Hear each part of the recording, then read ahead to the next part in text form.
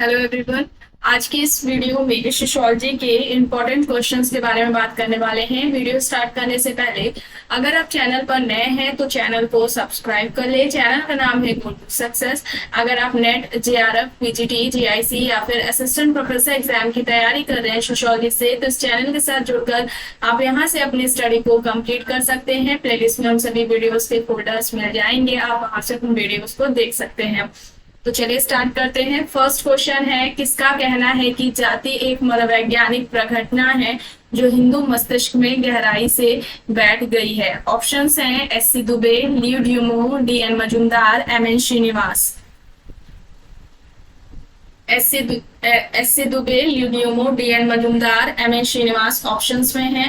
तो यहाँ पर क्या हो जाएगा राइट आंसर?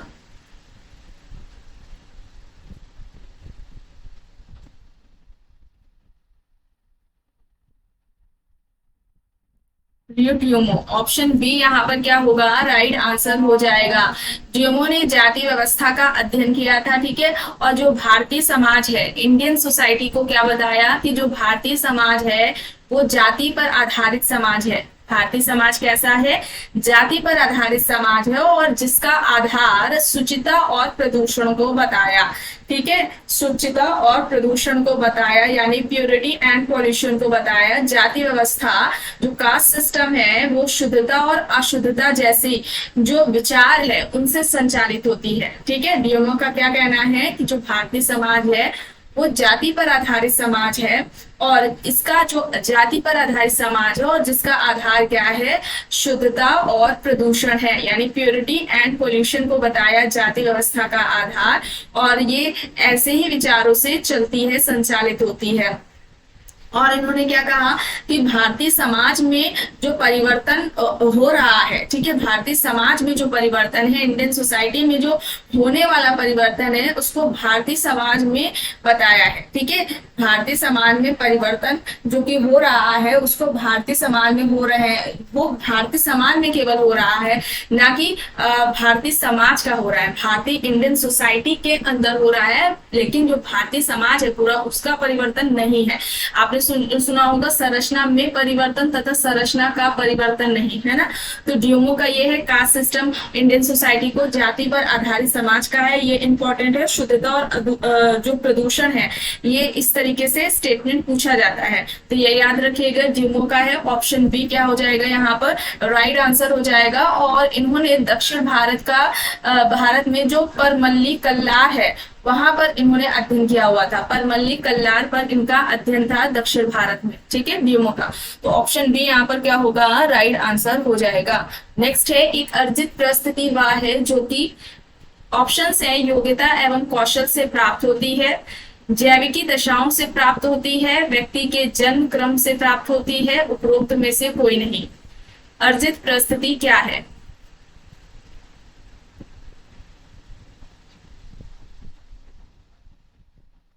योग्यता एवं कौशल से प्राप्त होती है, जैविकी दशाओं से प्राप्त होती है, व्यक्ति के जन्म क्रम से प्राप्त होती है, या फिर उपरोक्त में से कोई नहीं।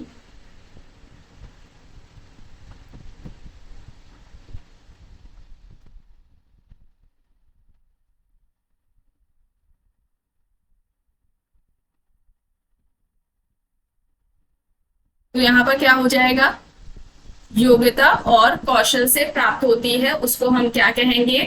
अर्जित परिस्थिति कहेंगे। ऑप्शन ए यहाँ पर क्या हो जाएगा राइट आंसर हो जाएगा। और रॉल्फ लिंटन, ठीक है, लिंटन ने इनकी जो बुक आई थी 1936 में 1936 में द स्टडी ऑफ मैन, ठीक है, द स्टडी ऑफ मैन में स्टेटस एंड रोल का, स्टेटस एंड रोल यानी कि परिस्थिति और भूमिका का सबसे पहले इन्होंने व्यवस्थित तरीके से बात की थी। परिस्थिति और भूमिका की इन्होंने सबसे पहले व्यवस्थित तरीके से बात की थी और परिस्थिति जो भूमिका है उसको क्या बताया कि ये दोनों एक दूसरे के क्या है? पर्यायवाची हैं। तो ये याद रखिएगा, परिस्थिति और भूमिका दोनों ही एक दूसरे के पर्यायवाची हैं। किसका कहना है? लिंटन का कहना है। और इन्होंने स्टेटस के दो टाइप बताए थे। जो परिस्थिति है, ठीक है, परिस्थिति है उसके दो प्रकार बताए थे। एक बताया था प्रदत्त, ठीक है, और जो दूसरा बताया था वो क्या बताया था? अर्जित बताया था, ठीक है, अर्जित बताया था। प्रदत्त परिस्थिति वो होती है जिसे व्यक्ति जन्म से प्राप्त करता है, जैसे कि व्यक्ति जब जन्म लेता है तो वो किसी का बेटा बनता है, ठीक है। जाति उसकी क्या होती है, ये जन्म पर आधारित हो जाएगी। और जो अर्जित परिस्थिति है जिसे व्यक्ति अपनी योग्यता से प्राप्त कर रहा है, ठीक है, पढ़ लिख करके वो आईएएस ऑफिसर बन रहा है, ये हो जाएगी उसकी योग्यता अर्जित पर आधारित, ठीक है। अर्जित पर मतलब कि अर्जित परिस्थिति में आएगी जैसे वो योग्यता से प्राप्त कर रहा है। तो सबसे पहले व्यवस्थित तरीके से जो परिस्थिति और भूमिका की बात है वो किसने की थी, लिंटन ने की थी। किस बुक में की थी उन्होंने बात, तो ये भी एग्जाम में पूछा जाता है। द स्टडी ऑफ मैन है बुक का नाम, और 1936 में ये बुक आई है, ठीक है। तो ऑप्शन यहाँ पर क्या हो जाएगा, ए हो जाएगा। नेक्स्ट है, निम्न में से किसने नृजाति केंद्रवाद की अवधारणा को प्रतिपादित किया है। नृजाति केंद्रवाद का जो कॉन्सेप्ट है वो किसका है। ऑप्शंस हैं समनर, एफ.एच. Giddings, CH. फूले, एमाइल दुर्खीम। समनर, गिडिंग्स, फूले, दुर्खीम ऑप्शंस में है। नृजाति केंद्रवाद की अवधारणा पूछा गया है, किसने दी है।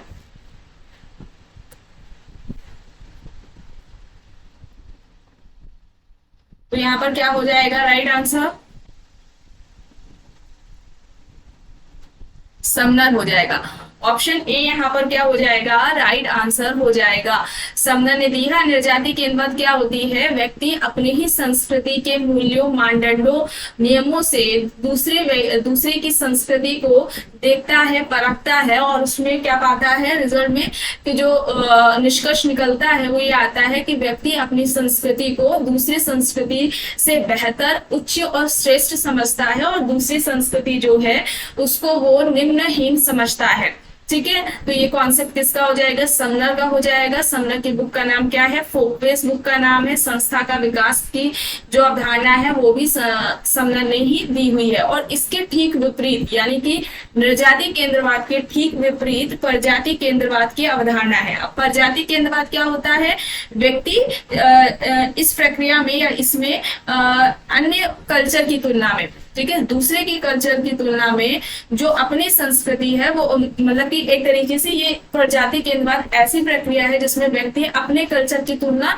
दूसरे कल्चर से करता है, और अपनी संस्कृति को उसमें क्या पाता है, निम्न संस्कृति पाता है, और जो दूसरे की संस्कृति है उसको वो उच्च पाता है, ठीक है। अपने को निम्न समझता है अपने कल्चर को, दूसरे की संस्कृति को क्या मानता है, बेस्ट मानता है, उच्च मानता है। जैसे कि वेस्टर्न कल्चर, ठीक है, पश्चिमी संस्कृति को लोग बेहतर मानते हैं इंडियन कल्चर के कंपैरिजन में, ठीक है। तो ये इस तरीके की भावना क्या हो जाएगी, प्रजाति केंद्रवाद हो जाएगी। नृजाति केंद्रवाद तो बिल्कुल ही अपोजिट है, ठीक है। तो ऑप्शन ए यहाँ पर राइट है।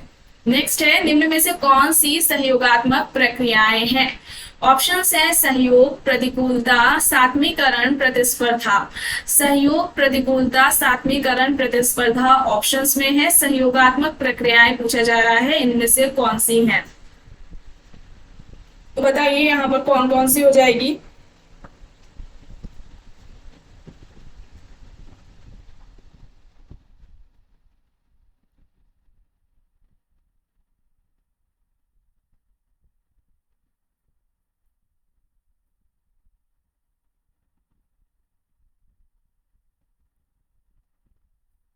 तो यहाँ पर क्या हो जाएगा राइट आंसर,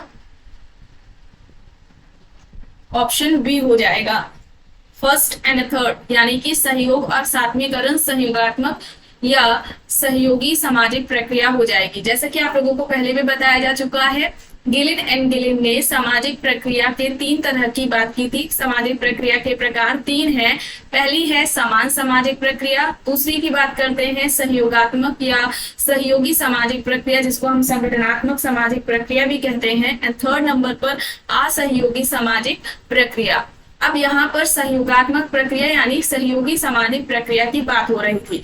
आप लोगों को पहले भी बताया जा चुका है, सहयोगी जो सामाजिक प्रक्रिया है उसमें सहयोग, सात्मीकरण, अनुकूलता, आत्मसातकरण, वैसात्मीकरण, ये सभी आ जाएंगे। और जबकि जो असहयोगी सामाजिक प्रक्रिया है उसमें प्रतिस्पर्धा, संघर्ष, प्रतिकूलता, विरोध, विद्रोह, ये सभी असहयोगी सामाजिक प्रक्रिया में आएंगे। तो यहाँ पर अगर बात की जाए सामाजिक प्रक्रिया यानी कि सोशल प्रोसेस होता क्या है, जितने भी चैनल से नए लोग जुड़े हैं वो प्लेलिस्ट में जाकर के एक फोल्डर मिलेगा आपको सामाजिक प्रक्रिया के नाम से, वहां पर सोशल प्रोसेस को अच्छे से एक्सप्लेन कराया गया है। जितने भी क्वेश्चंस हैं वहां पर उससे रिलेटेड उन वीडियोस में कराए गए हैं। तो अगर आप चैनल पर नए हैं, आपने वीडियोस नहीं देखी है, तो प्लेलिस्ट के फोल्डर में जाकर वहां से देख सकते हैं। तो सामाजिक प्रक्रिया की बात की जाए तो सामाजिक प्रक्रिया क्या होती है, देखिए व्यक्ति जब अपने नीड्स को पूरा करने के लिए, ठीक है, व्यक्ति अपने उद्देश्यों को पूरा करने के लिए, प्राप्त करने के, अपनी आवश्यकताओं को पूरा करने के लिए जब विभिन्न व्यक्तियों के संपर्क में आता है, ठीक है, क्या आता है, उनके टच में आता है, संपर्क में आता है, अपने उद्देश्यों, अपने जो आवश्यकताएं हैं उनको पूरा करने के लिए, तो उनसे जब संपर्क में आता है उनके बीच में क्या होती है, अंतर क्रियाएं होती है। और ये जो अंतर क्रियाएं होती हैं वो समाज के नियमों के अनुसार ही व्यक्ति अंतर क्रिया करता है, व्यवहार करता है। अब जब यही जो अंतर क्रियाएं हैं वो निरंतर होने लग जाए, बार बार होने लगे, चूंकि व्यक्ति की आवश्यकताएं कई हैं, अनंत हैं, और व्यक्ति अपनी आवश्यकताओं को अकेले पूरा नहीं कर सकता है, तो वो व्यक्तियों से क्या करेगा, अंतर क्रिया करेगा अपनी नीड्स को पूरा करने के लिए। तो ये जो बार बार निरंतर अंतर क्रिया होगी वो संबंधों का निर्माण करेगी, ठीक है, वो क्या बनाएगी, संबंधों का निर्माण करेगी। और ये अंतर क्रिया हमेशा अच्छी नहीं होगी, यानी कि हमेशा सहयोगी नहीं होगी, सहयोगात्मक अंतर क्रिया नहीं होगी। कभी कभी या जो इसमें ये जो अंतर क्रिया है उसमें ईर्ष्या, जलन, घृणा, ये सभी जैसी भावनाएं भी देखने को मिलेगी, जिसको हम असहयोगी अंतर क्रिया भी कहते हैं। तो ये जो अंतर क्रिया है जब ये बार बार होती है तो उसको ही क्या कहा गया है, सामाजिक अंतर क्रिया कहा गया है। सामाजिक जो प्रक्रिया है वो जब बार बार अंतर क्रिया होने लगे तो उसी को हम क्या कहते हैं, सोशल प्रोसेस कहते हैं, ठीक है। तो यहाँ पर क्या हो जाएगा, ऑप्शन बी यहाँ पर राइट आंसर हो जाएगा। नेक्स्ट है, सदरलैंड ने अपनी कृति प्रिंसिपल्स ऑफ क्रिमिनोलॉजी में निम्न में से अपराधियों के किन प्रकारों की विवेचना की है। अपराधियों की बात हो रही है, अपराध की नहीं, ठीक है। निम्न वर्ग के अपराधी, श्वेतवसन अपराधी, व्यवसायिक अपराधी, आर्थिक अपराधी या फिर राजनीतिक अपराधी। बुक का नाम क्या है, प्रिंसिपल्स ऑफ क्रिमिनोलॉजी, ये आपको याद रखना है। और अपराधियों के किन प्रकारों की बात सदरलैंड ने की है, निम्न वर्ग के अपराधी, श्वेतवसन अपराधी, व्यवसायिक अपराधी, आर्थिक अपराधी और राजनीतिक अपराधी ऑप्शंस में है। तो यहां पर क्या हो जाएगा राइट आंसर,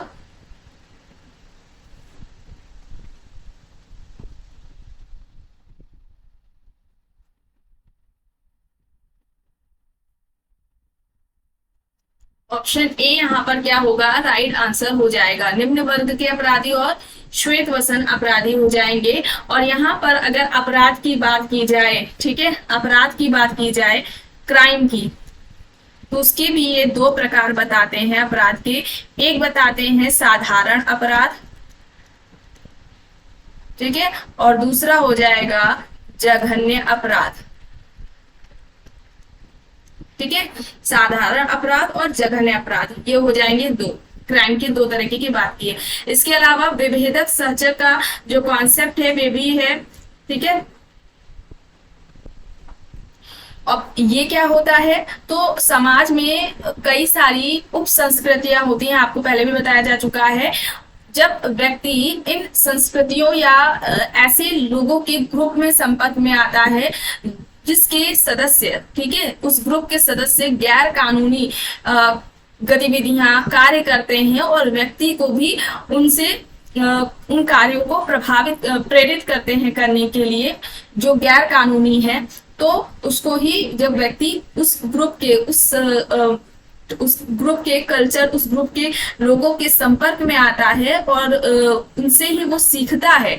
ये जो गैर कानूनी व्यवहार है उसको ही इन्होंने विभेदक सहचर बोला है। उनके संपर्क में आकर, संगति में आकर ही वो क्या करता है, विचलनगामी व्यवहार या विपथगामी जो प्रक्रिया गतिविधियां हैं, यानी गैर कानूनी जो गतिविधियां हैं वो करता है। तो यही इनका विभेदक सहचर का भी है। श्वेतवसन अपराध आप जानते ही हैं, कई बार आप लोगों को बताया भी जा चुका है। तो श्वेतवसन अपराध या फिर सफेदपोश अपराध भी आता है। ठीक है, तो ऑप्शन यहाँ पर क्या हो जाएगा, ए राइट आंसर हो जाएगा।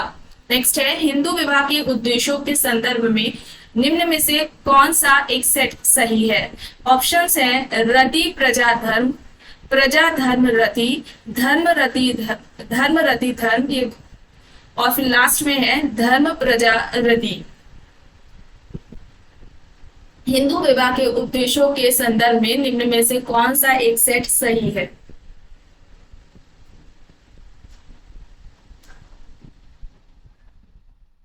हिंदू विवाह में,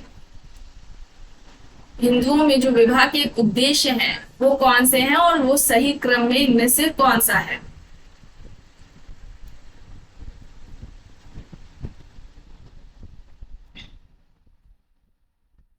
तो यहां पर क्या होगा राइट आंसर,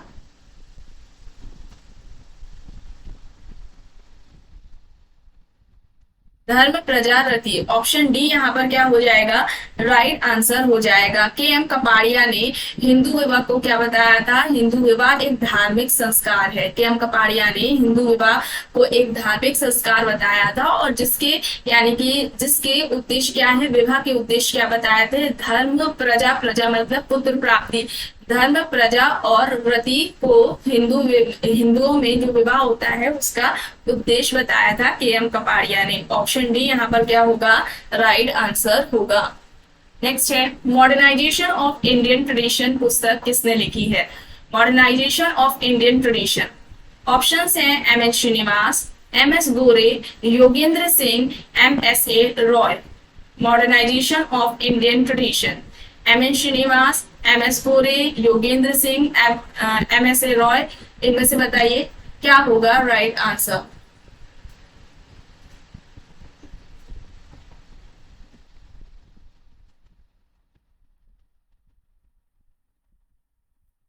तो यहां पर क्या हो जाएगा right answer, Yogendra Singh. Option C यहाँ पर क्या होगा, राइट आंसर हो जाएगा। इसके अलावा इनकी कुछ इंपॉर्टेंस और भी बुक्स हैं, जैसे कि social stratification and change in India, social stratification and change in India है। इसके अलावा identity and theory in Indian sociology है, identity and theory in Indian sociology है।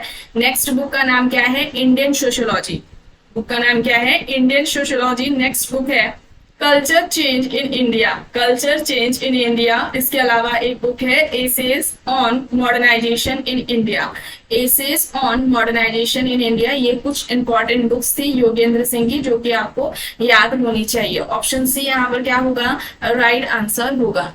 नेक्स्ट है, जिन प्रक्रियाओं के कारण समाज में अव्यवस्था, अराजकता तथा तोड़फोड़ की स्थिति उत्पन्न होती है उन्हें हम क्या कहेंगे। सहयोगी प्रक्रिया कहेंगे, आत्मसात की प्रक्रिया कहेंगे, असहयोगी प्रक्रिया कहेंगे या फिर व्यवस्थापन की प्रक्रिया कहेंगे। उन्हें हम क्या कहेंगे बताइए। ऐसी प्रक्रिया जिससे समाज में अव्यवस्था, अराजकता, तोड़फोड़ की स्थिति उत्पन्न हो रही है,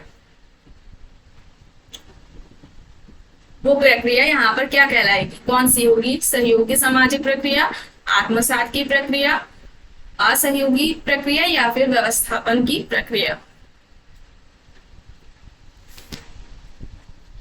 तो यहां पर क्या हो जाएगा राइट आंसर, असहयोगी सामाजिक प्रक्रिया। ऑप्शन सी यहाँ पर क्या होगा, राइट आंसर हो जाएगा। ठीक है, गिलिन एंड गिलिन ने 3 तरह की सामाजिक प्रक्रियाओं की बात की थी। ठीक है, पहली क्या उन्होंने बताई थी, सामान्य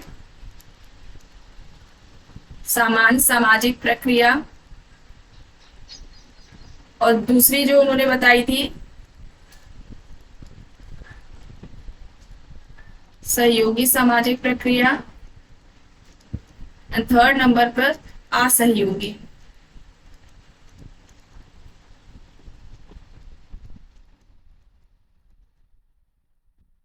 तो ये 3 प्रकार की सामाजिक प्रक्रियाओं की बात की है किसने, गिलिन एंड गिलिन ने, ठीक है, गिलिन एंड गिलिन ने ये बात की हुई है। अब यहाँ पर असहयोगी प्रक्रिया की बात हो रही है, तो इसमें क्या क्या आ जाएगा, प्रतिस्पर्धा यानी कि प्रतियोगिता, फिर संघर्ष आएगा, ठीक है, उसके बाद आएगा प्रतिकूलता, फिर आएगा विरोध, विद्रोह, ये सभी किसमें आएंगे, असहयोगी सामाजिक प्रक्रिया में आ जाएंगे। तो ऑप्शन सी यहाँ पर क्या होगा, राइट आंसर होगा। नेक्स्ट है व्यष्टिक परिवार यानी कि एटॉमिस्टिक फैमिली की जो अवधारणा है वो किसने दी है।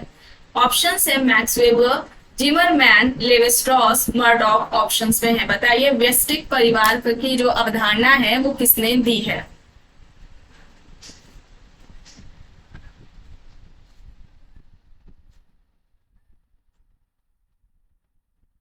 Max Weber, Zimmerman, Levi straws options में है, मर्डॉक भी है।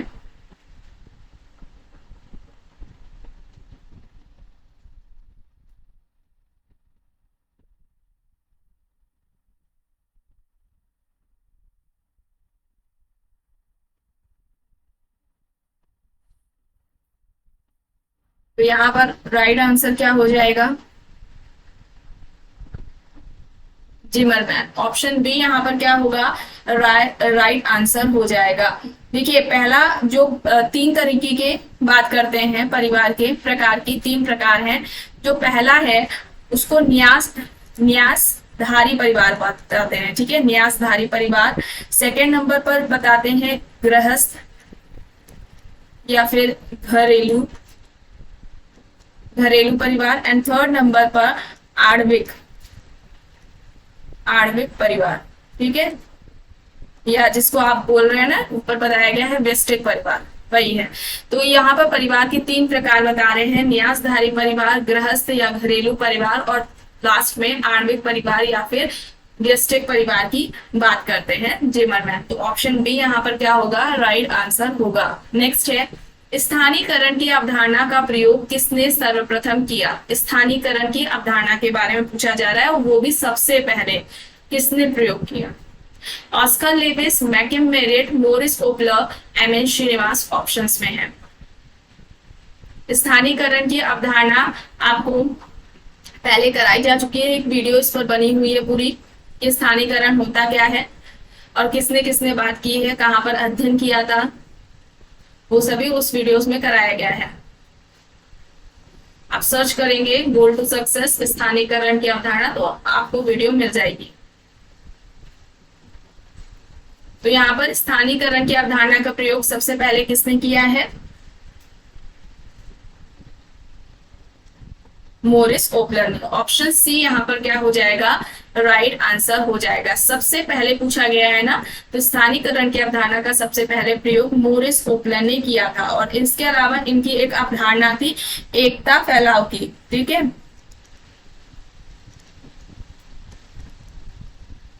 एकता फैलाव की अवधारणा भी दी थी। और मैकिम मेरिट ने भी स्थानीयकरण की बात की, लेकिन यहाँ पर पूछा जा रहा है किसने सबसे पहले बात की है स्थानीयकरण की, उसका स्थानीयकरण का प्रयोग किया अवधारणा का, तो मोरिस ओपलर है। इनका एकता फैलाव का जो कॉन्सेप्ट है वो मोरिस ओपलर ने दिया हुआ है।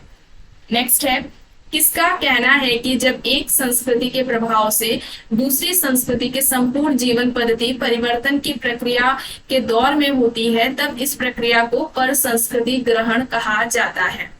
ऑप्शंस हैं Majumdar and Madan, Robert park, Ruth gloss Parsons. Majumdar and Madan, Robert park, Ruth gloss Parsons options में है। जब एक संस्कृति के प्रभाव से दूसरी संस्कृति की संपूर्ण जीवन पद्धति परिवर्तन प्रक्रिया के दौर में होती है तब इस प्रक्रिया को हम पर संस्कृति ग्रहण कहेंगे। ये किसका कहना है, बताइए यहाँ पर क्या होगा right answer.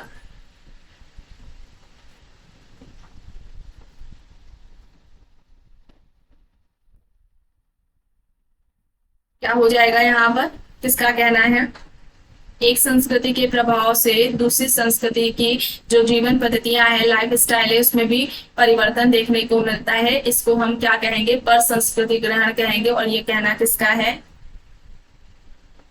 Majumdar and Madan का। ऑप्शन ए यहाँ पर क्या हो जाएगा, राइट आंसर हो जाएगा। ठीक है, वो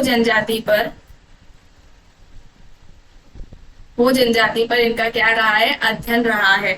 इनकी जो बुक्स रही हैं वो कौन सी है, द ट्राइब इन ट्रांजिशन, एक बुक का नाम क्या है, the tribe in transition book का नाम है। नेक्स्ट जो बुक है रूरल प्रोफाइल है, नेक्स्ट बुक क्या है, रूरल प्रोफाइल है। फिर नेक्स्ट एक बुक है caste and communication in an Indian village, caste and communication in an Indian village. ये सभी बुक्स हो जाएंगी मजूमदार एंड मदान की हो जाएगी। और इन्होंने अपने सभी अध्ययनों में स्ट्रक्चरल फंक्शनल अप्रोच का प्रयोग किया है, उसको अपनाया है। स्ट्रक्चरल फंक्शनल अप्रोच यानी कि संरचनात्मक प्रकार्यात्मक जो उपागम है या परिप्रेक्ष्य है उसका प्रयोग किया है अपने सभी अध्ययनों में मजूमदार एंड मदान ने, और हो जनजाति पर इनका अध्ययन रहा है। ठीक है, तो ऑप्शन ए यहाँ पर क्या होगा, राइट आंसर होगा। नेक्स्ट है संघर्ष एवं प्रतिस्पर्धा में अंतर के संबंध में असत्य है। संघर्ष में समानता आवश्यक है, प्रतिस्पर्धा में नहीं। संघर्ष में सामना आवश्यक है, प्रतिस्पर्धा में नहीं। ऑप्शन बी है संघर्ष वैतिक होता है, प्रतिस्पर्धा नहीं। संघर्ष में नियमों का पालन होता है, प्रतिस्पर्धा में नहीं। संघर्ष चेतन प्रक्रिया है, प्रतिस्पर्धा नहीं।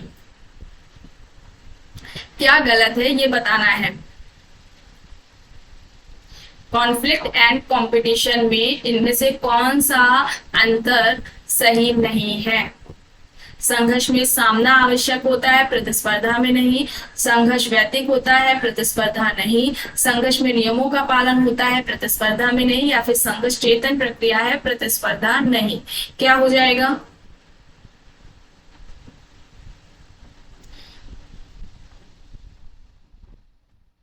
ऑप्शन सी संघर्ष में नियमों का पालन होता है, प्रतिस्पर्धा में नहीं। ये गलत है, प्रतिस्पर्धा में नियमों का पालन होता है, संघर्ष में नियमों की कोई व्यवस्था नहीं होती। ठीक है, तो प्रतिस्पर्धा या प्रतियोगिता में नियमों की व्यवस्था होती है। ठीक है, नियमों के अंतर्गत ये प्रक्रिया होती है, और संघर्ष में ऐसी कोई व्यवस्था, नियम जैसी व्यवस्था नहीं होती है कॉन्फ्लिक्ट में।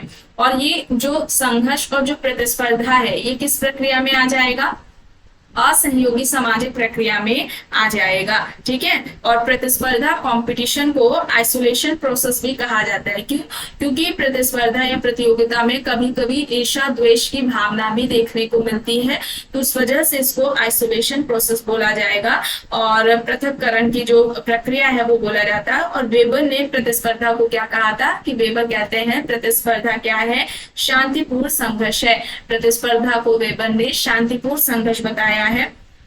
और डेविस की एक डेफिनेशन आती है, जब प्रतिस्पर्धा में जो प्रतिस्पर्धा से प्रतिद्वंदियों का ध्यान हट करके जो है प्रतिद्वंदी व्यक्ति का प्रतिस्पर्धा से ध्यान हट करके प्रतिद्वंदियों पर जब ध्यान केंद्रित हो जाता है तो वहां पर क्या होगा, संघर्ष होगा। ठीक है, व्यक्ति का जब ध्यान प्रतिस्पर्धा से, कंपटीशन से हट करके जो प्रतिद्वंदी है, कॉम्पिटिटर है, उस पर ध्यान केंद्रित हो जाएगा, तो वहां पर क्या होगा, कॉन्फ्लिक्ट जैसी सिचुएशन उत्पन्न हो जाएगी, कॉन्फ्लिक्ट उत्पन्न हो जाएगा, संघर्ष उत्पन्न हो जाएगा।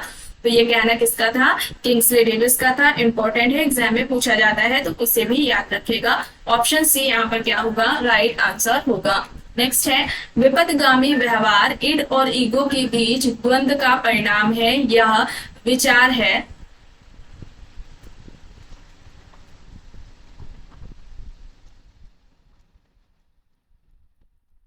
ये द्वंद्व है। ठीक है, विपथगामी व्यवहार इड और ईगो के बीच द्वंद्व का परिणाम है, यह विचार किसका है। ऑप्शंस है Cohen, GH. Mead, Freud, Kroeber. Cohen, George Herbert Mead, Freud, Kroeber options में है। विपथगामी व्यवहार को इड और ईगो के बीच में द्वंद्व का परिणाम किसने बताया, इंपॉर्टेंट है। इड, ईगो, सुपर ईगो की बात किसने की थी समाजीकरण के संदर्भ में, फ्रायड ने। ऑप्शन सी यहाँ पर क्या होगा, राइट आंसर होगा।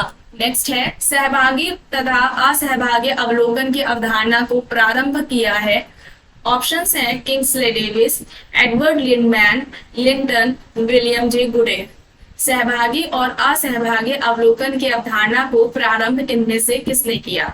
किंग्सले डेविस ने, एडवर्ड लिंडमैन ने, लिंटन ने या फिर विलियम जे गुडे ने?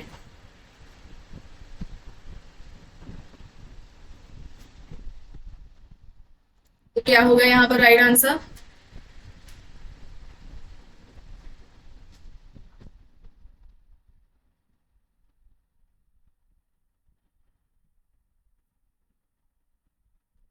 लिंडमैन, एडवर्ड लिंडमैन ने। ऑप्शन बी यहाँ पर राइट होगा। नेक्स्ट है पारिवारिक तनाव पारिवारिक विघटन का कारण है। पारिवारिक तनाव, परिवार में जो तनाव होता है उसको पारिवारिक विघटन का कारण किसने माना? ऑप्शंस हैं Goode and Hatt, Eliot, Wissler, David Cooper. Goode and Hatt, Eliot, Wissler, David Cooper options में है। क्या होगा यहाँ पर?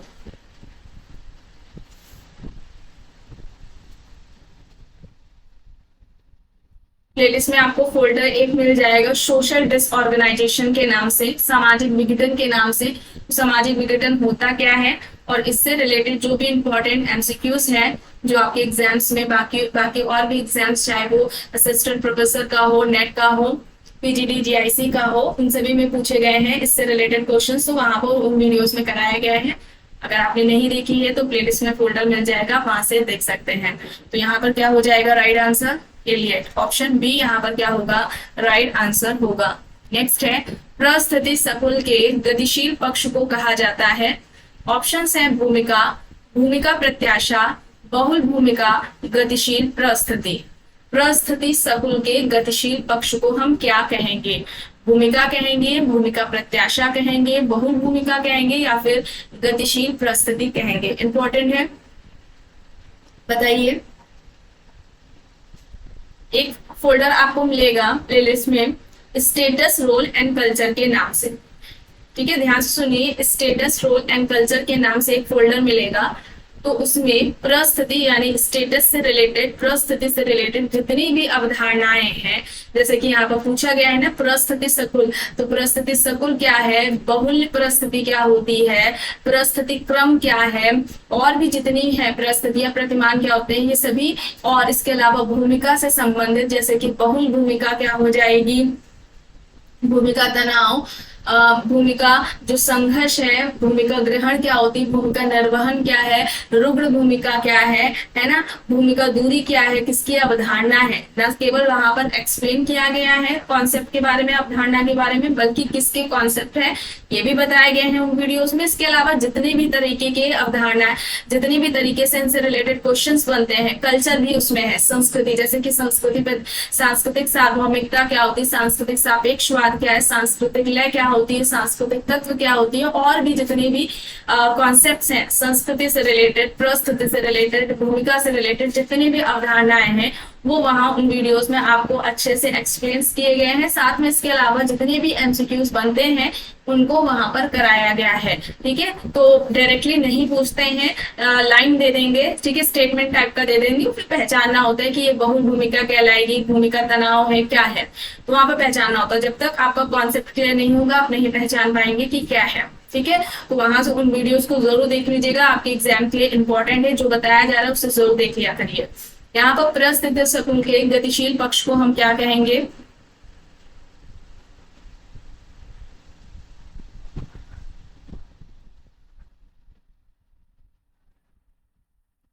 बहुल भूमिका।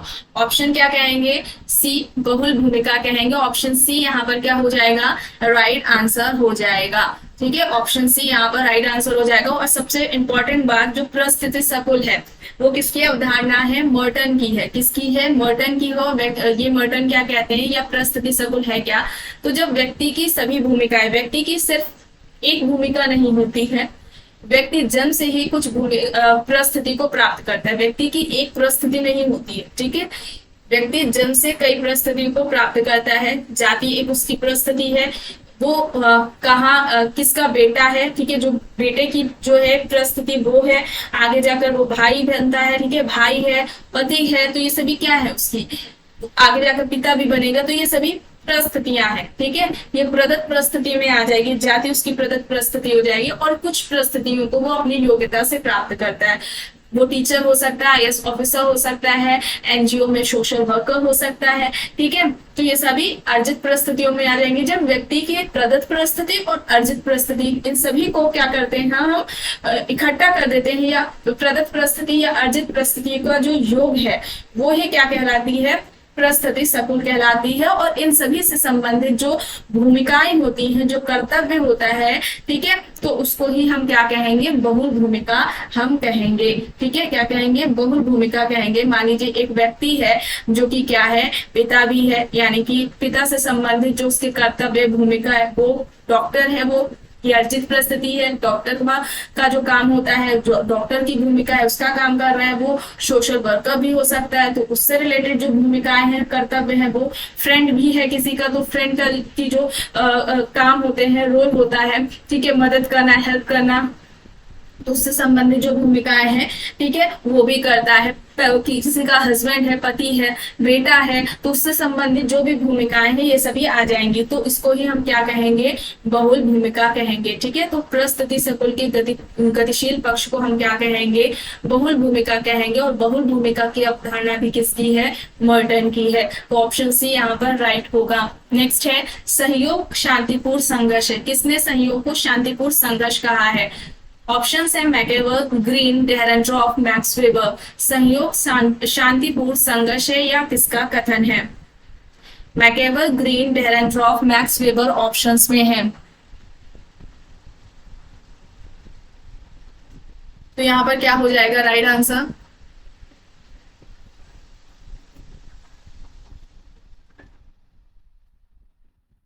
ग्रीन। ऑप्शन बी यहाँ पर क्या होगा, राइट आंसर हो जाएगा, ठीक है। सहयोग किस में आ जाएगा, सहयोगी सामाजिक प्रक्रिया में आ जाएगा। और ग्रीन क्या कहते हैं सहयोग के बारे में, जब दो या दो से अधिक व्यक्तियों द्वारा किसी कार्य को करने या कुछ समान उद्देश्यों को प्राप्त करने के लिए जो एक निरंतर किया गया सामूहिक प्रयास है, वो ही क्या कहलाता है, सहयोग कहलाता है। दो या दो से अधिक व्यक्तियों के द्वारा किसी भी कार्य को पूरा करने के लिए जो निरंतर सामूहिक किया गया प्रयास है, वो ही सहयोग में आता है, ठीक है। तो सहयोग के लिए अगर इसके हम लक्षण या विशेषताएं बात करें कि क्या होंगी, तो दो या दो से अधिक व्यक्ति होने चाहिए, कुछ समान उद्देश्य होंगे, इनमें हम की भावना होगी, एक चेतन प्रक्रिया है, ठीक है। दो या दो से अधिक व्यक्ति होंगे, दो या दो से अधिक व्यक्तियों का संकलन, ये भी कह सकते हैं, समान उद्देश्य होंगे, हम की भावना पाई जाएगी, चेतन प्रक्रिया है, यानी कि सहयोग करने वाले जो व्यक्ति हैं वो एक दूसरे के प्रति क्या है, जागरूक है, इस वजह से इसे चेतन प्रक्रिया कहा जाएगा। एक सामूहिक प्रयास है और इसमें निरंतरता भी है, तो इसको ही हम क्या कहेंगे, सहयोग कहेंगे। तो ऑप्शन बी यहाँ पर क्या है, राइट आंसर है। ग्रीन ने सहयोग को शांतिपूर्ण संघर्ष कहा है। नेक्स्ट है किसने सामाजिक संरचना के 4 प्रकारों की बात की है? आइए देखते हैं। सामाजिक व्यवस्था, व्यक्तित्व व्यवस्था, सांस्कृतिक व्यवस्था और जैविक व्यवस्था। ऑप्शंस है रेमेनफोर्ड, लेवी स्ट्रॉस, जे लेवी पार्सन्स। रेमेनफोर्ड, लेवी स्ट्रॉस, जे लेवी पार्सन्स ऑप्शंस में है। सामाजिक संरचना के 4 प्रकारों की बात किसने की है? सामाजिक व्यवस्था, व्यक्तित्व व्यवस्था, सांस्कृतिक व्यवस्था और जैविक व्यवस्था।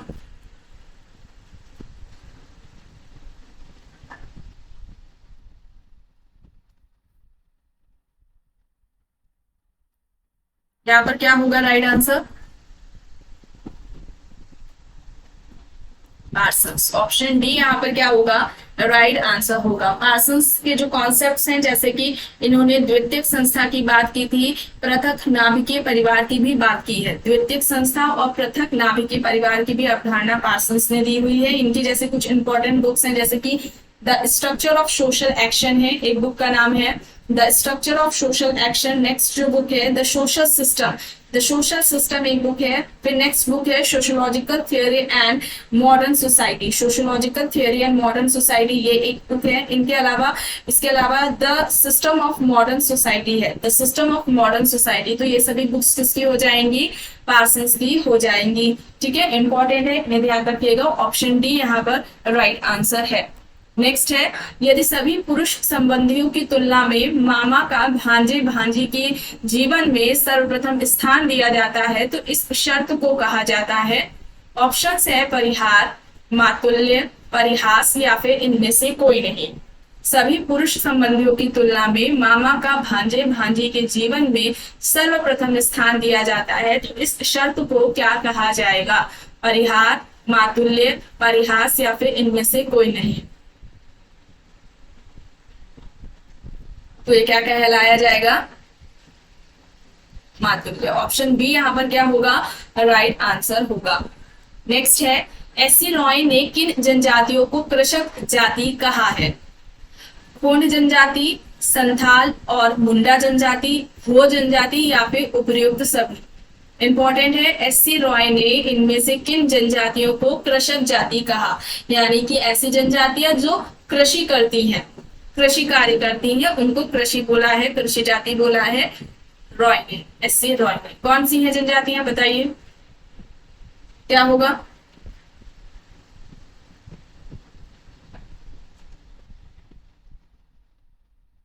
संथाल और मुंडा।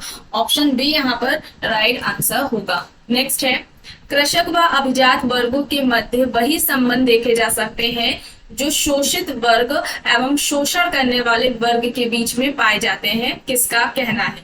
कृषक और अभिजात वर्गों के बीच में ठीक वैसे ही संबंध है जैसे शोषित वर्ग और शोषण करने वाले वर्ग के बीच में पाए जाते हैं। किसका कहना है?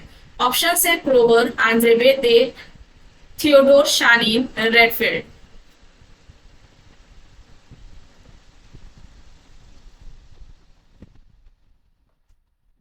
क्या होगा यहाँ पर? थियोडोर शानीन होगा। ऑप्शन सी यहाँ पर राइट होगा। नेक्स्ट है, कौन सा मिलान सही नहीं है? अर्जित प्रस्तुति एक न्यायाधीश, प्रदत्त प्रस्तुति प्रौढ़ावस्था, प्रस्तुति पुंज लिंटन, भूमिका पुंज मर्टन। बताइए क्या सही नहीं है? अर्जित प्रस्तुति एक न्यायाधीश है, प्रदत्त प्रस्तुति प्रौढ़ावस्था, प्रस्तुति पुंज लिंटन, भूमिका पुंज मर्टन।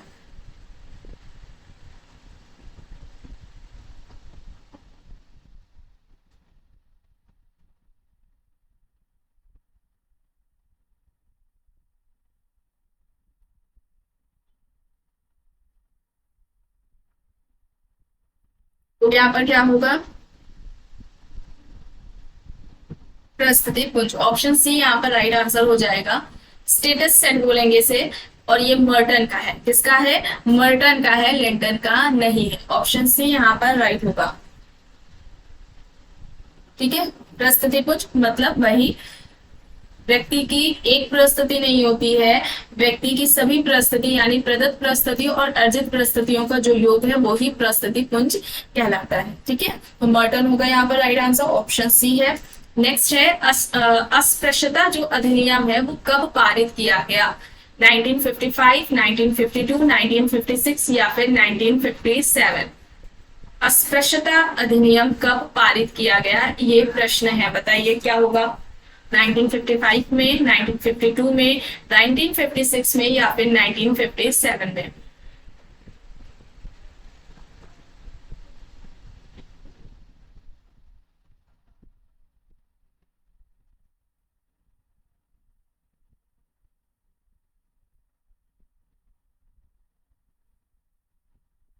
तो यहाँ पर राइट आंसर क्या हो जाएगा? 1955। ऑप्शन ए यहाँ पर क्या होगा? राइट आंसर होगा। नेक्स्ट है, निम्न में से किसने सांस्कृतिक सापेक्षवाद के सिद्धांत को प्रतिपादित किया है? ऑप्शन है Herskovits, Ruth Benedict, Sumner, Poole. Herskovits, Ruth Benedict, Sumner, Poole options में है। सांस्कृतिक सापेक्षवाद की जो अवधारणा है या सिद्धांत है वो किसने दिया है? बताइए। जिसने स्टेटस रोल कल्चर वाला वीडियो देखा होगा उसको पता होगा, वहां पर कराया गया है सांस्कृतिक सापेक्षवाद बुद्धि क्या है, अवधारणा किसकी है, वहां पर कराया गया है।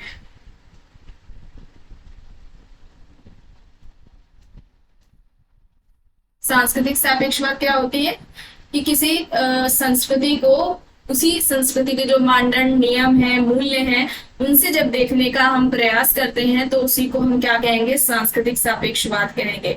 और फिर निष्कर्ष के तौर पर क्या होता है, देखने को मिलता है सभी कल्चर्स क्या है, जब हम उन्हीं के संस्कृति के जो नियम है, मानदंड है, मूल्य है, उन्हीं के अनुसार उस संस्कृति को देखने का हम जब कोशिश करते हैं तो सभी संस्कृति अपने अपने अपने स्थान पर क्या है, बेहतर है, बेस्ट है। और नृजाति के अनुवाद में क्या होता है कि व्यक्ति अपने ही संस्कृति के मानदंड मूल्यों को उनके आधार पर दूसरे सामने वाले की संस्कृति को परखता है, तो वो उसमें क्या पाता है कि जो उसका खुद का कल्चर है वो बेस्ट है, सामने वाले का कल्चर क्या है, निम्न है, निम्न कोटि का है, ऐसी भावना उसमें आती है। ठीक है,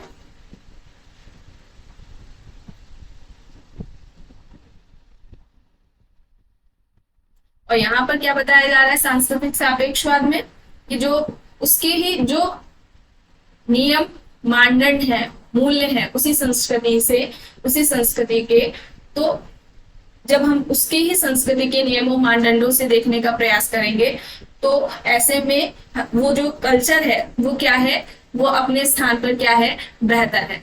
ठीक है, यानी बेस्ट है। तो यहाँ पर ये है किसका कॉन्सेप्ट, किसने दिया है, हर्शकोविट्ज ने दिया है। यहाँ पर ऑप्शन ए राइट आंसर हो जाएगा। नेक्स्ट है, किसने कहा है कि सामाजिक संगठन एक समान सहमति है। ऑप्शंस है स्पेंसर, अगस्त कॉम्ट, दुर्खीम।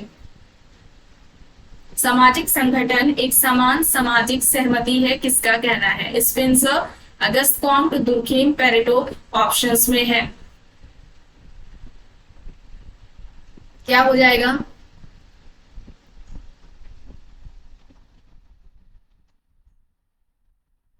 अगस्त, ऑप्शन बी यहाँ पर राइट आंसर हो जाएगा। समाजशास्त्र के जनक अगस्त कॉम्ट है।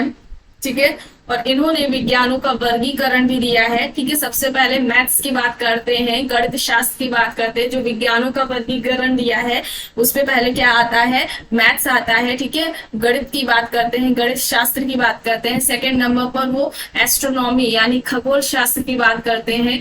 थर्ड नंबर पर वे फिजिक्स की बात करते हैं, भौतिक शास्त्र। फोर्थ नंबर पर केमिस्ट्री यानी कि रसायन शास्त्र की बात करते हैं। फिफ्थ नंबर पर बायोलॉजी यानी कि जीव विज्ञान की बात करते हैं।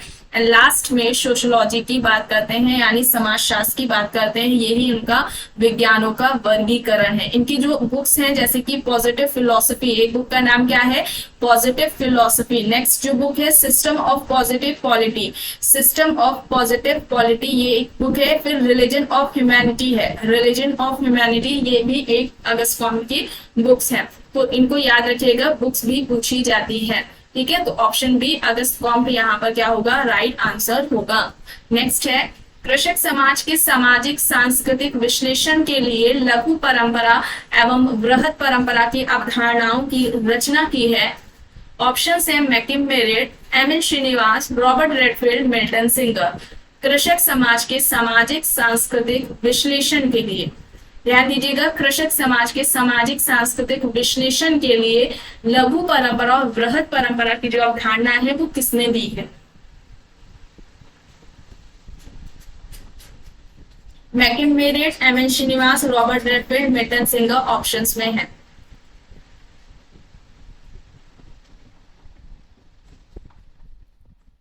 क्या हो जाएगा,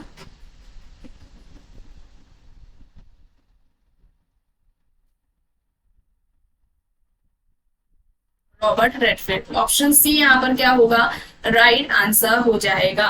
ठीक है, ऑप्शन सी यहाँ पर राइट आंसर हो जाएगा। लघु परंपरा, लिटिल ट्रेडिशन की बात करें तो ये क्या होती है, अलिखित होती है। ध्यान दीजिएगा, ध्यान से सुनिएगा, ये अलिखित परंपरा है। शास्त्रों में इसका वर्णन नहीं होता है, उल्लेख नहीं है शास्त्रों में। ठीक है, स्थानीय स्तर पर ये पाई जाती है। लघु परंपरा स्थानीय स्तर पर पाई जाती है, कम व्यवस्थित होती है, कम चिंतनशील होती है। ठीक है, स्थानीय है, स्थानीय स्तर पर देखने को मिलती है। लघु परंपरा अलिखित है, शास्त्रों में वर्णन नहीं है, कम व्यवस्थित होती है। इसके अलावा जो बृहद परंपरा है, ठीक है, बृहद परंपरा है, ग्रेट ट्रेडिशन भी इसको हम बोलते हैं, तो ये क्या होती है, लिखित होती है, अधिक व्यवस्थित होती है, शास्त्रों में इसका उल्लेख होता है और राष्ट्रीय स्तर पर ये पाई जाती है। तो अंतर भी पूछा जा सकता है, तो ये भी याद रखिएगा। ठीक है, और रेडफील्ड ने मैक्सिको पर अध्ययन किया था। और वहां पर ये कॉन्सेप्ट दिया था little tradition and great tradition का, ठीक है। Little tradition and great tradition का ये कॉन्सेप्ट दिया था मैक्सिको पर अध्ययन करके। और महान जो परंपरा है या जो बृहद परंपरा है या दीर्घ हम परंपरा कह ले, ये पूरे समाजों पर देखने को मिलती है, शास्त्रों में इसका वर्णन होता है, ठीक है। शिक्षित वर्गों की ये परंपरा भी कहलाती है, ये भी ध्यान रखिएगा, शिक्षित वर्गों की परंपरा भी ये कहलाती है। और रामायण महाभारत जैसे शास्त्र में, गीता जैसे शास्त्रों में इनका वर्णन होता है। और जो लघु परंपरा होती है वो अशिक्षित वर्गों की होती है, एक पीढ़ी से दूसरी पीढ़ी में हस्तांतरित होती है। स्थानीय स्तर में जैसे कि छठ पूजा वगैरह आप देख सकते हैं, ये किसी स्थान विशेष पर ही देखने को मिलती है, हर जगह ये नहीं पूजा देखने को मिलती है। तो ठीक है, ऐसा समझ सकते हैं आप। तो यहाँ पर रॉबर्ट रेडफील्ड हो जाएगा option C right answer. Next है वार्षिक विश्व जनसंख्या दिवस मनाया जाता है 11 जुलाई, 11 जून, 11 मई या फिर 21 जुलाई।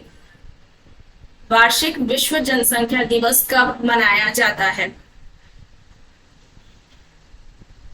जुलाई 11, जून 11, मई 11 या फिर जुलाई 21। क्या होगा यहाँ पर राइट आंसर?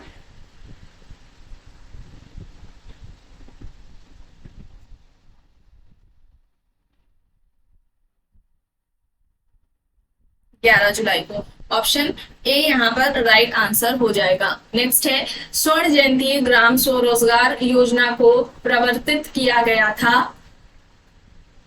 अप्रैल 1, 1999 में, 11 अप्रैल 2000 में, 21 अप्रैल 1989 में या फिर 30 अप्रैल 2001 में।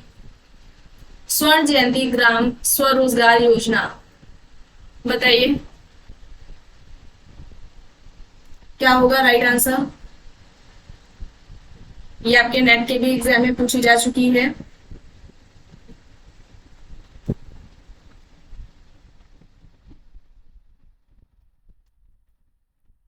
बताइए यहाँ पर राइट आंसर क्या होगा?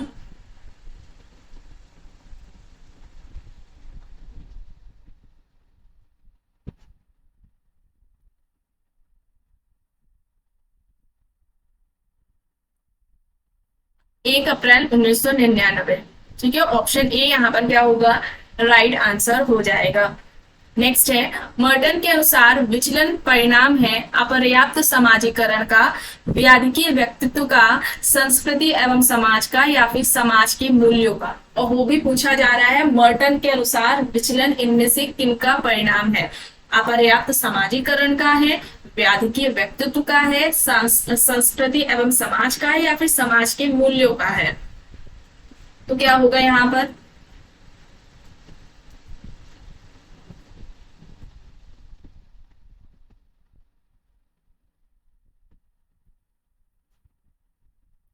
यहाँ पर राइट आंसर क्या होगा? संस्कृति एवं समाज का। ऑप्शन सी यहाँ पर क्या होगा राइट आंसर हो जाएगा। नेक्स्ट है किसने कहा है कि प्राथमिक समूह मानव प्रकृति की नर्सरी है?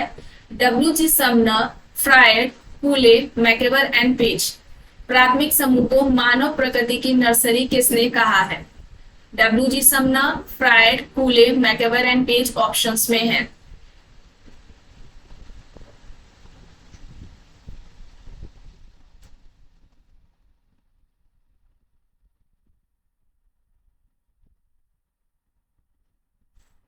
तो यहां पर क्या हो जाएगा? कूले। ऑप्शन सी यहाँ पर क्या होगा राइट आंसर हो जाएगा। ठीक है, इन्होंने प्राथमिक समूह की भी अवधारणा दी थी। प्राथमिक समूह को क्या बताया था? प्राथमिक समूह जिनके सदस्यों के बीच में आमने सामने का संबंध और सहयोग पाया जाता है। और सोशल ऑर्गेनाइजेशन 1909 में एक बुक आई है इनकी, सोशल ऑर्गेनाइजेशन। इस बुक में इन्होंने प्राइमरी जो ग्रुप है यानी कि प्राथमिक समूह की जो अवधारणा है वो इस बुक में इन्होंने दी है। तो बुक का भी नाम याद रखिएगा, बुक भी पूछनी जाती है कि कौन सा कॉन्सेप्ट किस बुक में दिया गया है। तो ऑप्शन सी यहाँ पर राइट आंसर होगा कूले। नेक्स्ट है किसने सामाजिक अंतर क्रिया के 3 प्रकार बताए हैं? आइए देखते हैं। पहला है एकता युक्त सामाजिक अंतर क्रिया, दूसरा है संघर्ष युक्त सामाजिक अंतर क्रिया, तीसरा है मिश्रित सामाजिक अंतर क्रिया। ऑप्शंस में है Sorokin, Max Weber, Pareto, Mead. GH Mead यानी जॉर्ज हर्बर्ट मीड इनका पूरा नाम है।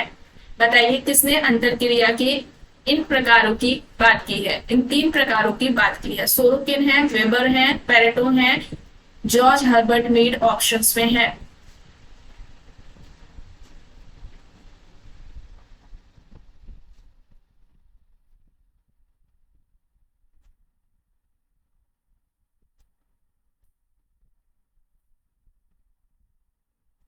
तो क्या हो जाएगा यहाँ पर right answer?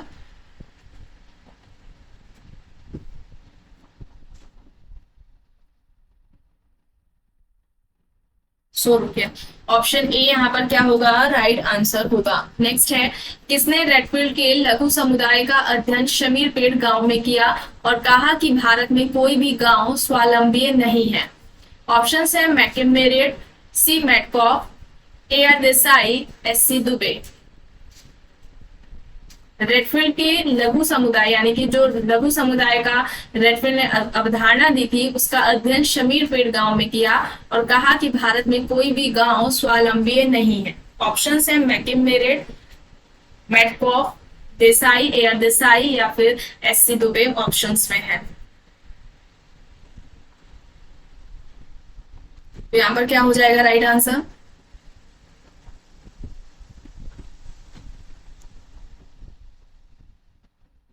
S C Dube. Option D यहाँ पर क्या होगा, राइट आंसर हो जाएगा, एस सी दुबे हो जाएगा। और दुबे की कुछ इंपॉर्टेंट बुक्स देख लेते हैं, जैसे कि द कमार।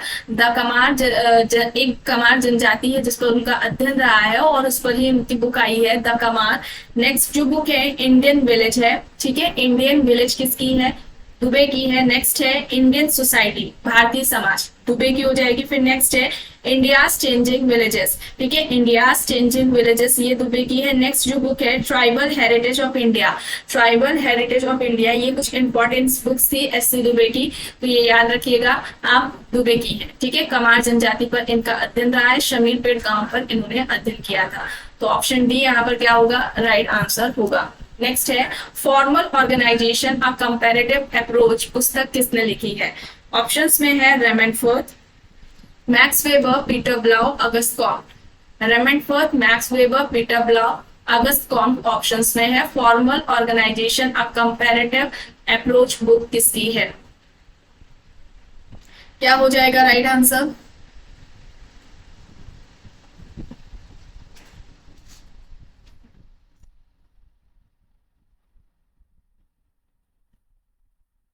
पीटर ब्लाउ।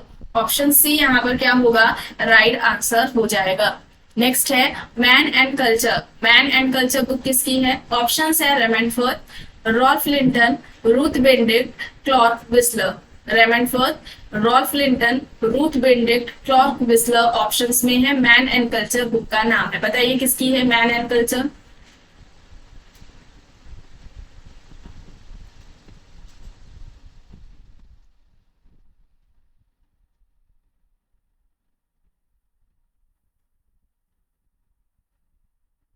फिर किसकी हो जाएगी? रेमनफोर्ड की हो जाएगी। ऑप्शन ए यहाँ पर राइट आंसर हो जाएगा। नेक्स्ट है संगठनात्मक सामाजिक प्रक्रिया में कौन सा एक प्रकार नहीं है? समायोजन, सहयोग, व्यवस्थापन या फिर प्रतिस्पर्धा। संगठनात्मक सामाजिक प्रक्रिया में कौन सा एक प्रकार नहीं है? समायोजन, सहयोग, व्यवस्थापन, प्रतिस्पर्धा ऑप्शंस में है।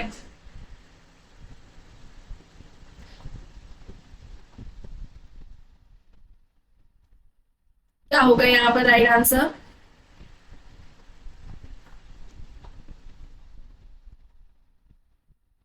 सही हो। ऑप्शन बी यहाँ पर राइट आंसर हो जाएगा। संगठनात्मक मतलब संगठनात्मक सामाजिक प्रक्रिया का कौन सा एक प्रकार नहीं है, ठीक है, सहयोग नहीं होगा।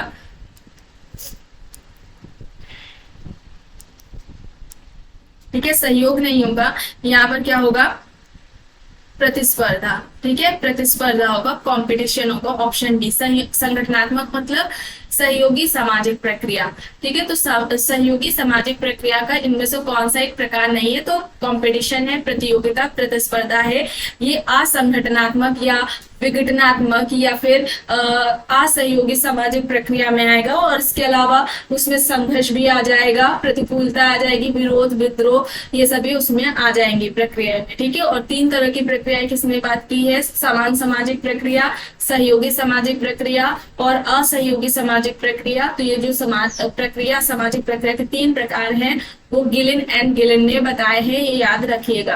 ठीक है, ऑप्शन डी यहाँ पर राइट आंसर है। आपको प्लेलिस्ट में एक फोल्डर मिलेगा सोशल प्रोसेस, सामाजिक प्रक्रिया के नाम से, तो वहां पर उससे रिलेटेड जो एमसीक्यूज है वो वहां पर उन वीडियोज में कराए गए हैं। अगर आपने नहीं देखे तो जाकर देख सकते हैं।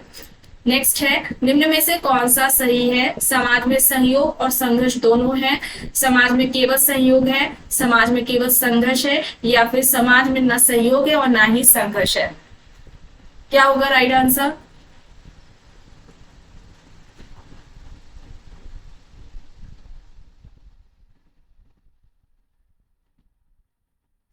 ए, समाज में सहयोग भी और संघर्ष दोनों ही होते हैं। ठीक है, ऑप्शन ए यहाँ पर क्या होगा, राइट आंसर होगा।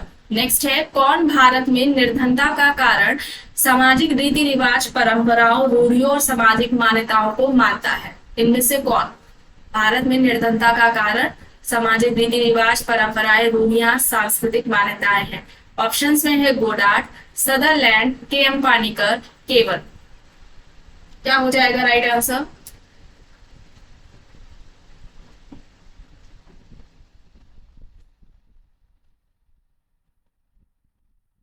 भारत में निर्धनता का कारण सामाजिक रीति रिवाज, परंपराओं, रूढ़ियों को किसने माना है?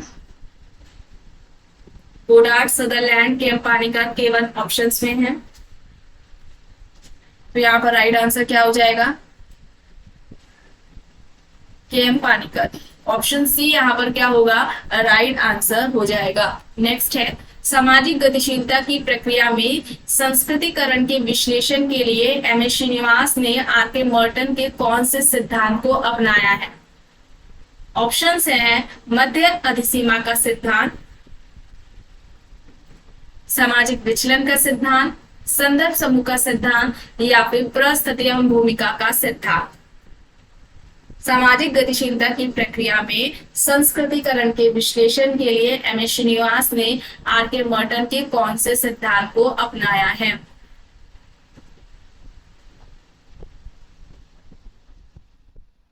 क्या हो जाएगा यहाँ पर?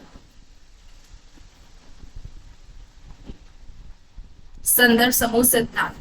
ऑप्शन ए यहाँ पर क्या हो जाएगा, राइट आंसर हो जाएगा। संदर्भ समूह की बात सबसे पहले किसने की थी? हाइमन ने की थी। 1942 में इनकी बुक आई थी द साइकोलॉजी ऑफ स्टेटस। 1942 में इनकी बुक आई थी हाइमन की द साइकोलॉजी ऑफ स्टेटस में सबसे पहले संदर्भ समूह की इन्होंने बात की थी। और मर्टन ने संदर्भ समूह की भी बात समाजशास्त्रीय में सबसे पहले की थी। समाजशास्त्र में पूछा जाए सबसे पहले संदर्भ समूह की बात किसने की है, तो मर्टन ने की है। मर्टन को जाता है समाजशास्त्र में संदर्भ समूह, रेफरेंस ग्रुप बोलते हैं इसे इंग्लिश में। तो उन्होंने कॉन्सेप्ट दिया है मर्टन ने समाजशास्त्र में। और संदर्भ समूह के ये 2 आधार बताते हैं, एक आकांक्षा आधार है और दूसरा है तुलनात्मक अभावोध यानी कि सापेक्ष हीनता। ठीक है, तो ये 2 आधार है संदर्भ समूह के निर्माण के जो मर्टन ने बताए हैं। और ये होता क्या है, व्यक्ति जिस समूह का मेंबर नहीं है, सामने वाला एक कोई ग्रुप है, उसके जो आदर्श हैं,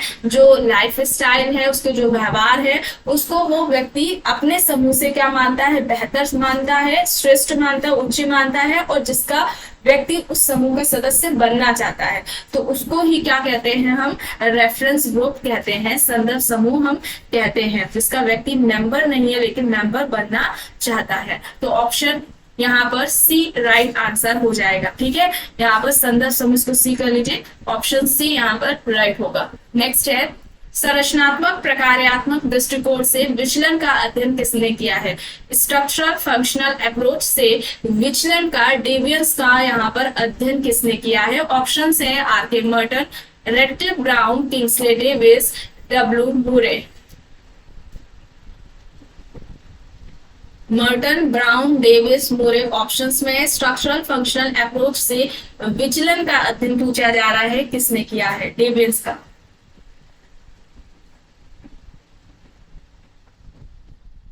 तो यहां पर क्या हो जाएगा right answer? Are K Merton. Option A यहाँ पर राइट आंसर हो जाएगा। ठीक है, ऑप्शन यहाँ पर ए राइट आंसर हो जाएगा। इनकी जो बुक है social theory and social structure है, मर्टन की बुक का नाम क्या है? Social theory and social structure book का नाम है। और इनके जो कॉन्सेप्ट्स हैं जैसे कि अवधारणा है, संदर्भ समूह की अवधारणा दी है इन्होंने, बहुल भूमिका की बात की है, प्रस्थिति सकुल की बात की है, प्रकार और दुष्प्रकार की भी बात मर्टन ने की है, और भी कई सारे भूमिका से रिलेटेड कॉन्सेप्ट्स इनकी अवधारणाएं हैं। जब आप स्टेटस रोल एंड कल्चर वाला फोल्डर देखेंगे वहां पर वीडियोस मिलेंगी, उनको देखेंगे तो वहां पर इनकी जो अवधारणाएं हैं भूमिका और प्रस्तुति से संबंधित सभी वहां पर मिल जाएंगी। ठीक है, तो ऑप्शन ए यहाँ पर राइट होगा। नेक्स्ट है सामाजिक स्त्रीकरण का अर्थ है समाज का पेशीगत विभाजन, भाषागत विभाजन, सामाजिक स्थिति के अनुसार विभाजन या फिर क्षेत्रीय विभाजन। सामाजिक स्त्रीकरण का अर्थ क्या है? समाज का पेशेगत विभाजन है, भाषागत विभाजन है, सामाजिक स्थिति के अनुसार विभाजन है या फिर क्षेत्रीय विभाजन है। क्या होगा?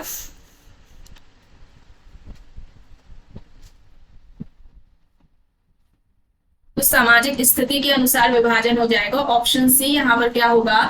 राइट आंसर हो जाएगा। नेक्स्ट है किसने सामाजिक स्त्रीकरण को उच्चतर और निम्नतर सामाजिक इकाइयों में क्षैतिज विभाजन कहा है? ऑप्शन है पी जिन्सबर्ग, रेमंड मूरे, एफ लुमले, एम न्यूमेयर। सामाजिक स्त्रीकरण को उच्चतर और निम्नतर सामाजिक इकाइयों में क्षैतिज विभाजन किसने कहा है? जिन्सबर्ग ने, रेमंड मूरे ने, एफ लुमले ने या फिर न्यूमेयर ने? किसने कहा है?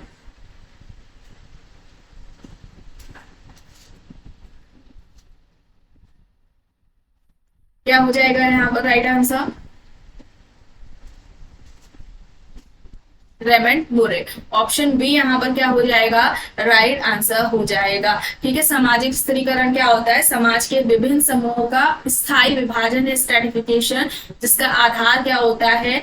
संपत्ति हो सकता है, धन हो सकता है, जन्म हो सकता है, आयु, वर्ग, आय या फिर जाति, ये सभी आधार है सामाजिक स्त्रीकरण के। और इसमें उच्च निम्न की जो भावना होती है वो पाई जाती है। ठीक है, तो समाज के विभिन्न समूहों का स्थायी विभाजन है, और जो आधार है संपत्ति, जाय और जो जाति है, ठीक है, आयु हो सकता है, वर्ग हो सकता है, उसके आधार पर विभिन्न समूहों को वर्गीकृत किया जाता है, विभाजित किया जाता है। और उनके बीच में क्या होती है? उच्च नीच की या उच्च निम्न की जो भावना होती है वो पाई जाती है। लेकिन विभेदीकरण की हम बात करते हैं, सामाजिक विभेदीकरण क्या होता है?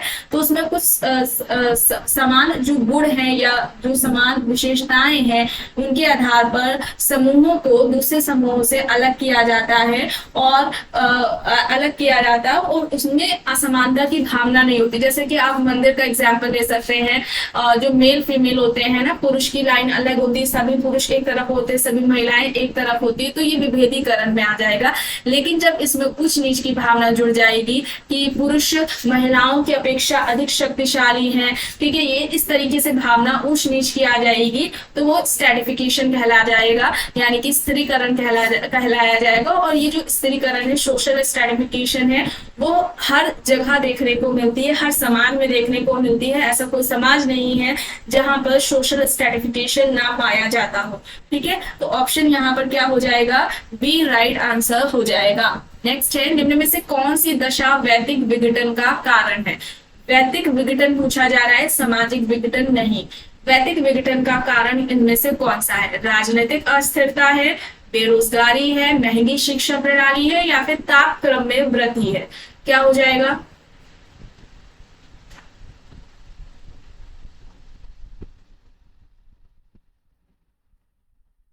राजनीतिक अस्थिरता, बेरोजगारी, महंगी शिक्षा प्रणाली, तापक्रम में वृद्धि, इनमें से वैदिक विघटन का कारण कौन सा है?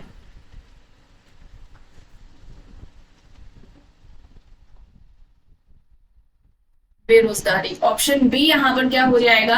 राइट आंसर हो जाएगा। नेक्स्ट है व्यवस्था के भंग हो जाने अथवा सामाजिक संरचना के विभिन्न भागों में एकता के अभाव का तात्पर्य निम्न में से किससे संबंधित है? सामाजिक विघटन से है, सामाजिक परिवर्तन से, सामाजिक संघर्ष से, या फिर इनमें से कोई नहीं। व्यवस्था सिस्टम जब भंग हो जाए, ठप हो जाए, या सामाजिक संरचना के विभिन्न भागों में जो एकता है, यूनिटी पाई जाती है, वो ना हो, उसे हम क्या कहेंगे? इनमें से सामाजिक विघटन, सामाजिक परिवर्तन, सामाजिक संघर्ष, या फिर कोई नहीं, इनमें से कोई नहीं। क्या होगा?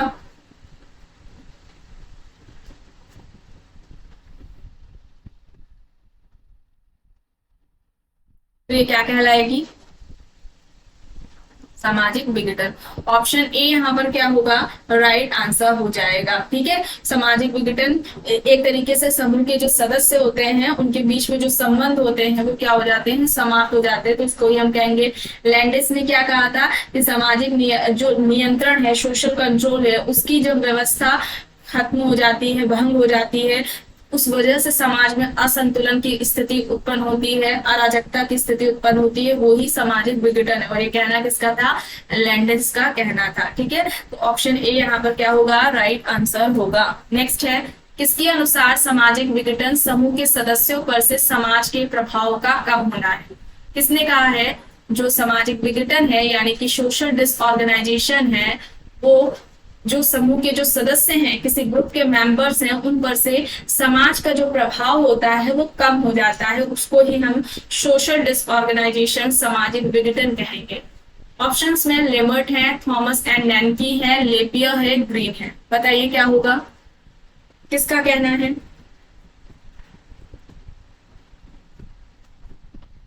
तो यहाँ पर क्या हो जाएगा राइट आंसर?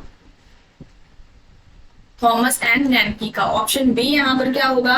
राइट आंसर होगा। नेक्स्ट है, मैचिंग है, एक तरफ बुक्स हैं जैसे कि द मदर्स है, the history of human marriage दिया हुआ है, African system of kinship and marriage है, प्रिमिटिव मैरिज है। बताइए क्या होगा यहाँ पर?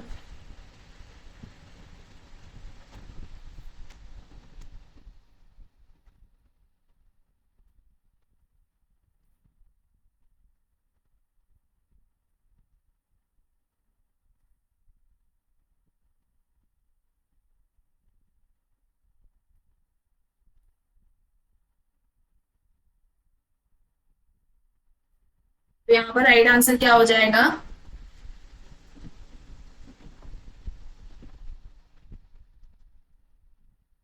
ऑप्शन बी, यानी कि द मदर्स किसकी हो जाएगी? ब्रिफोर्ड की हो जाएगी। The history of human marriage Westermarck की हो जाएगी। African system of kinship and marriage ये किसकी हो जाएगी? रटक्लिफ ब्राउन की। एंड प्रिमिटिव मैरिज ये किसकी हो जाएगी? जेएफ मैक्लिनन की हो जाएगी। ऑप्शन बी यहाँ पर क्या होगा? राइट आंसर होगा। नेक्स्ट है, निम्न में से क्रय विभाग कौन सा है? क्रय विभाग पूछा जा रहा है, कौन सा है? संघर्ष विभाग, असुर, राक्षस, या फिर पैशास्ट? क्या होगा? क्रय विभाग पूछा गया है, इनमें से कौन सा है?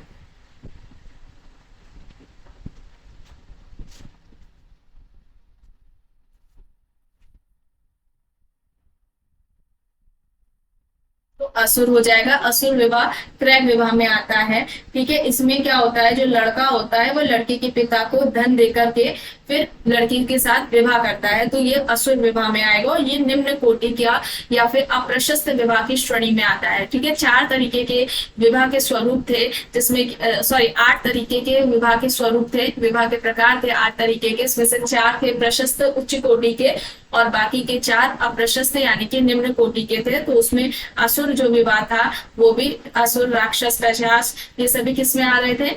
अप्रशस्त निम्न कोटि में आते हैं। ठीक है, तो ऑप्शन बी यहाँ पर क्या होगा? राइट आंसर होगा। नेक्स्ट है, किसने कहा है कि विवाह बच्चों के उत्पादन तथा भरण पोषण की संविदा है? विवाह को बच्चों के उत्पादन, उनके भरण पोषण की संविदा, इनमें से किसने माना? ऑप्शंस में है Radcliffe Brown, Levi, Malinowski, SC Dube. Radcliffe Brown, Levi, Malinowski, SC Dube options में है। बताइए यहाँ पर क्या राइट आंसर होगा?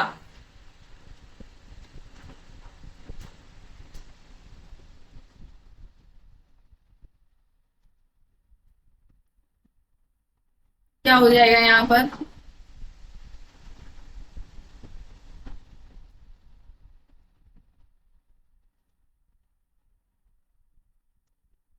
मेलानोव्स्की। ऑप्शन सी यहाँ पर क्या होगा, राइट आंसर हो जाएगा। मेलानोव्स्की ने जादू के दो प्रकार बताए थे। सफेद जादू दूसरों के कल्याण के लिए किया जाता है, काला जादू जिसमें दूसरों को हानि पहुंचाने के लिए, कष्ट पहुंचाने के लिए जो जादू संबंधी जो क्रियाएं की जाती है वो काले ब्लैक मैजिक में आती है। तो white magic and black magic का जो कॉन्सेप्ट है या मैजिक के जो टाइप है, white magic and black magic, सफेद जादू और काला जादू है, मेलानोव्स्की ने बताए हैं। इन्होंने 3 तरह की आवश्यकताओं की बात की थी। आवश्यकता का जो सिद्धांत दिया हुआ था, प्राथमिक, द्वितीयक और तृतीयक आवश्यकताएं, ये 3 आवश्यकताएं मेलानोव्स्की की थी। और इन्होंने क्या कहा था, संस्कृति, कल्चर को मानव आवश्यकताओं की पूर्ति का साधन बताया था कि संस्कृति के जरिए ही मानव की आवश्यकताएं पूरी होती है। और इस संस्कृति का जो निर्माण है या आविष्कार है या इसका जो विकसित किया है संस्कृति को, वो व्यक्ति ने ही किया है। संस्कृति का जो निर्माण है वो व्यक्ति ने ही किया है अपनी आवश्यकताओं को पूरा करने के लिए। ठीक है, तो ये सारी बातें मेलानोव्स्की से रिलेटेड थी, इन्हें आपको याद रखना है। नेक्स्ट है, अपनी जाति के अंदर विवाह करने की अनिवार्यता को कहते हैं अंतर जातीय विवाह, जाति अंतर विवाह, बहिर्विवाह या फिर बहुविवाह। क्या होगा, अपने ही कास्ट के अंदर जब हम विवाह करते हैं तो ये क्या कहलाता है, अंतर जातीय विवाह, जाति अंतर विवाह, बहिर्विवाह या फिर बहुविवाह, क्या हो जाएगा।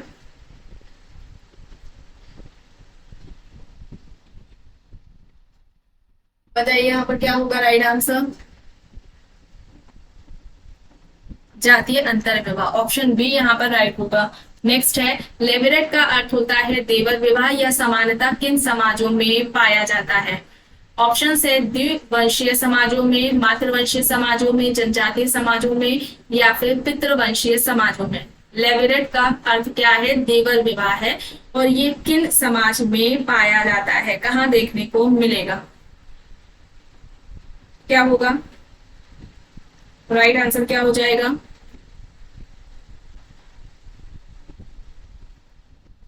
यहाँ पर क्या हो जाएगा,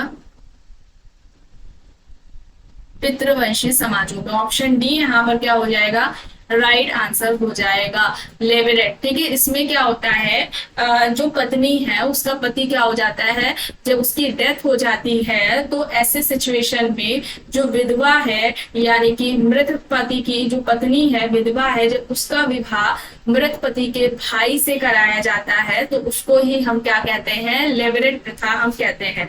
अब इसमें जो उसका भाई है, मृत पति का जो भाई है, अगर वो भाई बड़ा है तो जब बड़े भाई के साथ विधवा जो है उसका विवाह कराया जा रहा है तो वो ज्येष्ठ विवाह कहलाएगा। और बड़े भाई के अलावा अगर भाई छोटा है, मृत पति का छोटे भाई के साथ उसकी पत्नी मृत जो विधवा है, ठीक है, उसका विवाह कराया जा रहा है तो उसको हम क्या कहेंगे, देवर विवाह कहेंगे। ठीक है, तो ऑप्शन डी यहाँ पर राइट हो जाएगा। नेक्स्ट है, इसके अनुसार विवाह पुरुष एवं स्त्री का सामाजिक रूप से स्वीकृत मिलन है। विवाह को पुरुष एवं स्त्री का सामाजिक रूप से स्वीकृत मिलन किसने कहा है, जॉनसन, हॉबेल, मजूमदार, मॉर्गन ऑप्शंस में है, क्या हो जाएगा।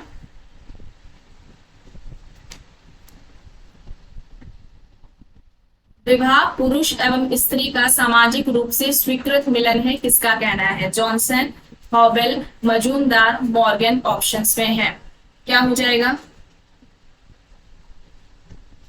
तो यहाँ पर राइट आंसर क्या हो जाएगा, मजूमदार हो जाएगा। ऑप्शन सी यहाँ पर राइट आंसर हो जाएगा। तो आज की वीडियो में बस इतना ही। आई होप कि आपको वीडियो पसंद आई होगी। अगर वीडियो पसंद आई है तो प्लीज लाइक कर दीजिएगा, कमेंट करके जरूर बताइएगा। चैनल पर अगर आप नए हैं तो चैनल को भी जरूर सब्सक्राइब कर लीजिएगा एंड इस वीडियो को जितना हो सके ज्यादा से ज्यादा लोगों के साथ शेयर भी जरूर करिएगा। Thank you.